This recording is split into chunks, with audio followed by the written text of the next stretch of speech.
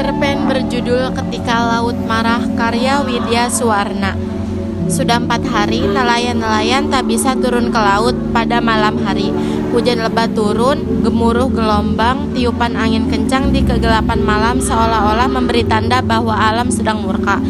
Laut sedang marah, bahkan bintang-bintang pun seolah tak berani menampakkan diri.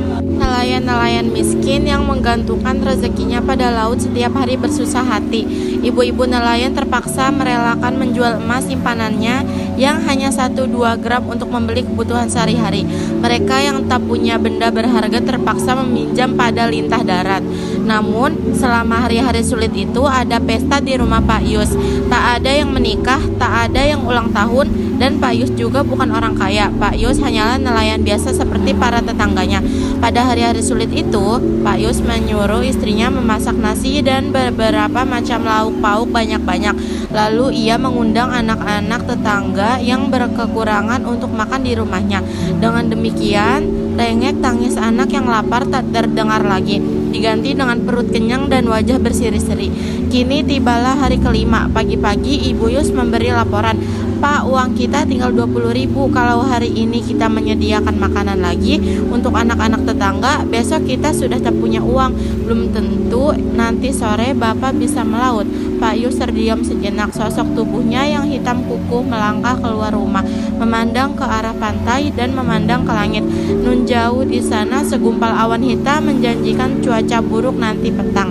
Kemudian ia masuk ke rumah dan berkata mantap, "Ibu pergi saja ke pasar dan berbelanja seperti kemarin, ajak anak-anak tetangga makan, urusan besok jangan dirisaukan." Ibu Yus pergi ke dapur dan mengambil keranjang pasar seperti biasa. Ia patuh pada perintah suaminya. Selama ini Pak Yus sanggup mengatasi kesulitan apapun. Sementara itu Pak Yus masuk ke kamar dan berdoa. Ia mohon agar Tuhan memberikan cuaca yang baik nanti petang dan malam. Dengan demikian para nelayan bisa pergi ke laut menangkap ikan dan besok ada cukup makanan untuk seisi desa. Siang harinya, anak-anak makan di rumah Pak Yus. Mereka bergembira. Setelah selesai, mereka menyalami Pak dan Bu Yus lalu mengucapkan terima kasih. "Pak Yus, apakah besok kami boleh makan di sini lagi?" Seorang gadis kecil yang menggendong adiknya bertanya. Matanya yang besar hitam memandang penuh harapan. Ibu Yus tersenyum sedih. Ia tak tahu harus menjawab apa. Tapi dengan mantap, dengan suaranya yang besar dan berat, Pak Yus berkata, "Tidak, Titi, besok kamu makan di rumahmu dan semua anak ini akan makan enak di rumahnya masing-masing." Titi dan adiknya tersenyum. Mereka percaya pada perkataan Pak Yus. Pak Yus nelayan berpengalaman. Mungkin ia tahu bahwa nanti malam cuaca akan cerah dan para nelayan akan panen ikan. Kira-kira jam 4 petang, Pak Yus keluar rumah dan memandang ke pantai.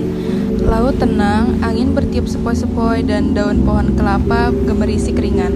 Segumpal awan hitam yang menjanjikan cuaca buruk sirna entah kemana. Ia pergi tanpa pamit. Malam itu, Pak Yus dan para tetangganya pergi melaut. Perahu meluncur tenang. Para nelayan berhasil menangkap banyak ikan.